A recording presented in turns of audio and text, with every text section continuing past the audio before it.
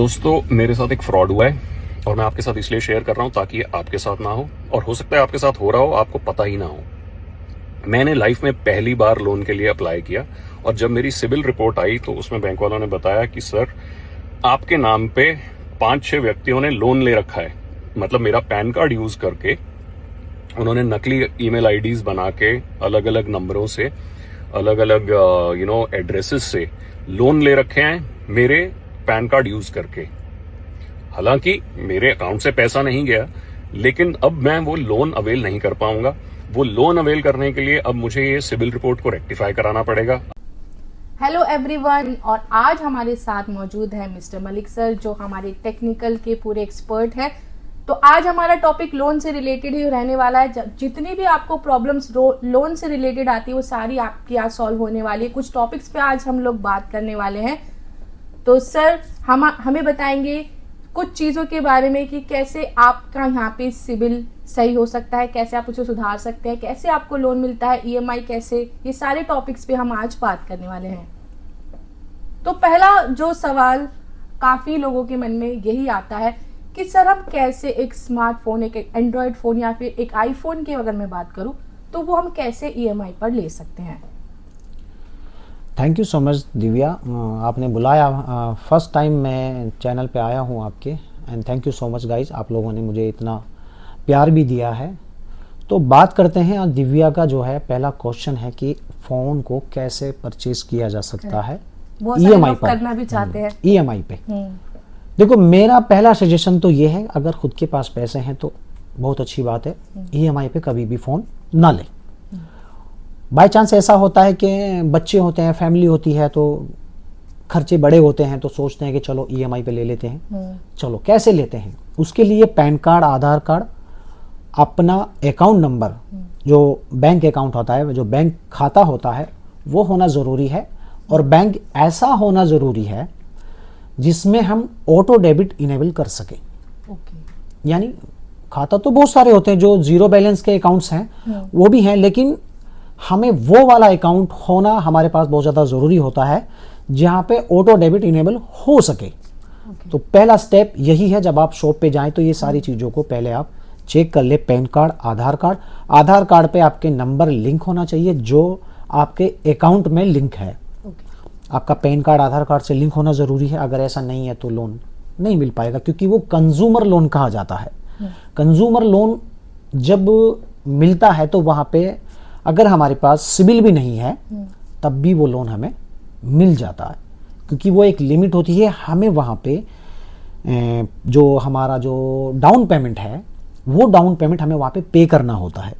तो इसलिए उसको कंज्यूमर लोन कहा जाता है, क्योंकि वहाँ पे सिबिल की स्टार्टिंग में ज़रूरत नहीं होती है। अगर किसी के पास जीरो सिबिल भी है उसको भी यहाँ पे वो ईएमआई पे फ़ोन मिल जाता है या कोई भी सामान। तो बहुत बढ़िया। तो दूसरा सवाल आजकल सबके माइंड में आता है कि आखिर ये सिबिल क्या है और ये कितना होना चाहिए। सर इसका जवाब दीजिए। देखिए, सिबिल तो ये समझ लो इंसान की एक जान है। अगर सिबिल ही नहीं है और उसे फ्यूचर में किसी भी चीज़ की, मान लो ये फ़ोन है, ये गूगल पिक्सल का फ़ोन है, एक ये फ़ोन है, ये भी गूगल पिक्सल का फ़ोन है, मुझे ये दोनों फ़ोन परचेज करने हैं, मेरे पास एक ही फ़ोन के पैसे हैं, ठीक है दिव्या मैम। अब मेरे पास इस फ़ोन के पैसे कहाँ से आएंगे? इस फ़ोन में जो सिबिल है, इस फ़ोन से ये फ़ोन आ जाएगा अगर इसमें मेरे पास सिबिल है। सिबिल एक ऐसी चीज़ है गाइस जो आपके पास अच्छा बहुत होना ज़रूरी है। सिबिल 750 अगर है आपके पास, सिबिल की पहली बात तो गाइस 4 क्वांटिटी होती हैं, 4 डिटेल्स होती हैं, 4 नंबर होते हैं अलग अलग, 4 पार्ट होते हैं सिबिल के। पहला पार्ट होता है ट्रांस यूनियन, दूसरा होता है एक्सपीरियन, तीसरा होता है हाई मार्क, चौथा होता है शेरिफ।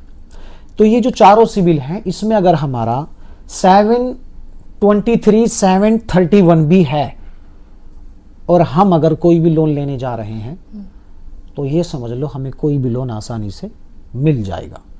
सिबिल इतना होना ज़रूरी है ताकि हम कहीं भी जाएं और हमें वही मैंने बताया ना अभी, इस फोन से इस फोन को हम आराम से खरीद सकते हैं। अगर हमने ये फोन खरीद लिया है सिबिल से, इसकी ईएमआई टाइम पे चली जा चुकी है, तो ये हमारे हाथ में ऑटोमेटिकली आ जाएगा। ये सिबिल है।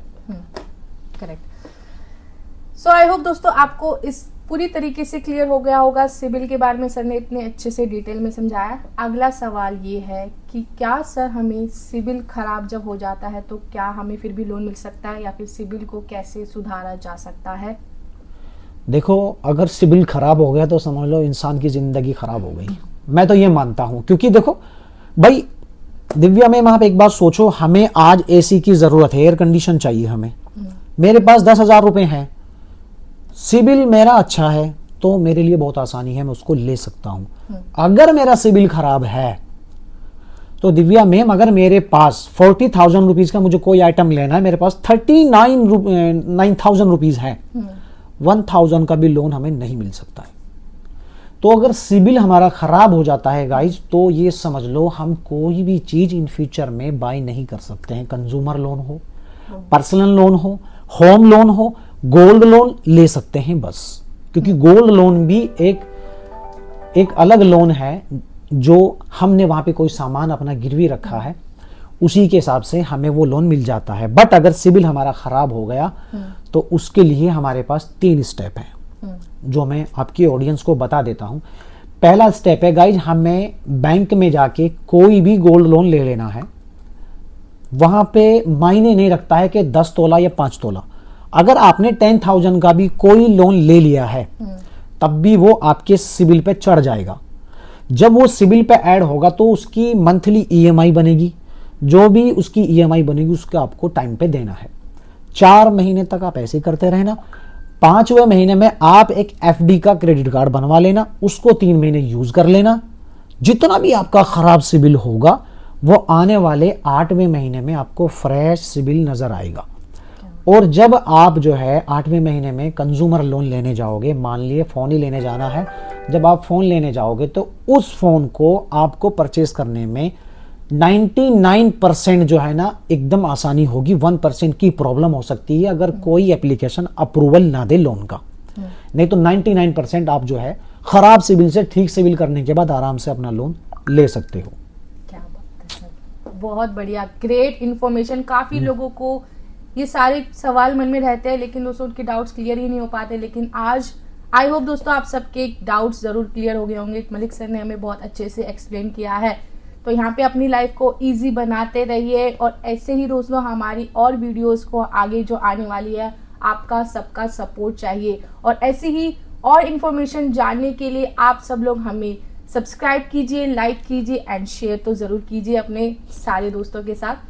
तो हम आपसे मिलते हैं नेक्स्ट वीडियो में। Thank you. नेक्स्ट टॉपिक होगा, कुछ ना कुछ ऐसा टॉपिक होगा शायद जो आपके काम आए। और दिव्या मैम को बहुत ज्यादा सपोर्ट की जरूरत है, क्योंकि देखो क्या है, जब मैं आया था यूट्यूब पे न्यू बिल्कुल, तो उस टाइम पे भी लोगों को समझ में नहीं आता था मैं कौन हूँ।